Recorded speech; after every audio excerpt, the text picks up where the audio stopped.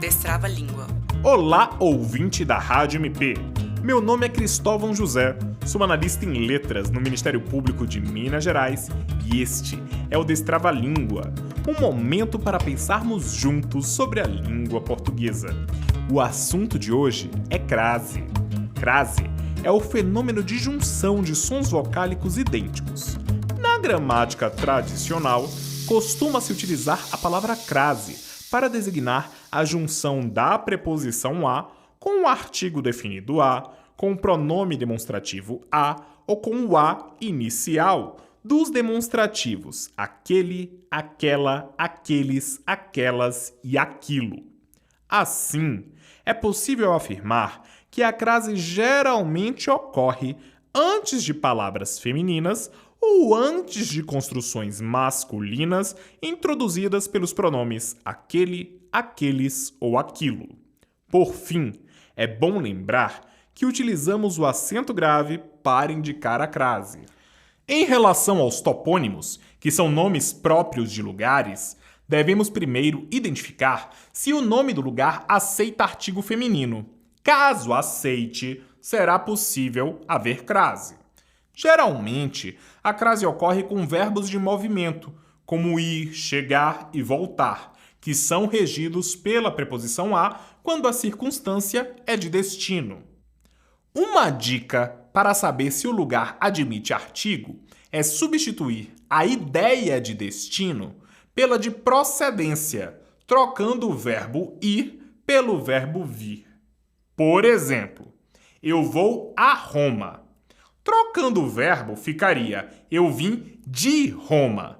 Note que não há artigo definido. Não é eu vim da Roma, mas sim de Roma.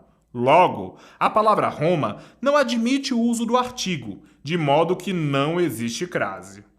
Outro exemplo seria eu vou à Itália. Trocando o verbo, ficaria eu vim da Itália.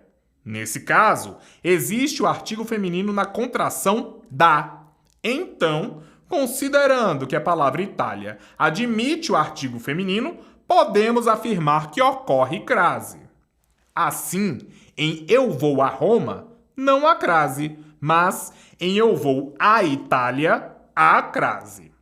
Perceba também que quando os topônimos são especificados, devemos empregar o acento grave indicativo de crase. Desse modo, ainda que não haja crase em eu vou a Roma, existe crase em eu vou a Roma dos Papas ou em eu vou a Roma de César.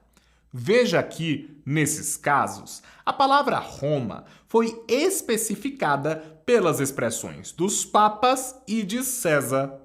Trocando o verbo e fazendo o movimento de retorno, teríamos eu vim da Roma dos Papas e eu vim da Roma de César. Perceba que o artigo feminino a está presente na contração da. Além disso, existem alguns nomes de lugares em que a crase é facultativa em razão de o artigo ser facultativo. Dentre as hipóteses, podemos destacar as palavras África, Ásia, Europa, Espanha, França, Holanda e Inglaterra. Assim, da mesma forma que é possível dizer estudos realizados na África ou estudos realizados em África, é igualmente possível escrever eu vou à África com acento grave indicativo de crase ou eu vou à África sem acento grave indicativo de crase. O Destrava a Língua de hoje está chegando ao fim. Vimos que ocorre crase quando há fusão de sons vocálicos idênticos, geralmente com a união da preposição a com o artigo definido a, o pronome demonstrativo a ou os pronomes aquele, aquela, aqueles, aquelas e aquilo. Vimos também que que a crase geralmente ocorre com palavras femininas e é indicada por acento grave. Se você quiser saber mais sobre nossas dicas de língua portuguesa, consulte o Manual de Elaboração de Peças Jurídicas da Corregedoria Geral do Ministério Público de Minas Gerais, em mpmg.mp.br.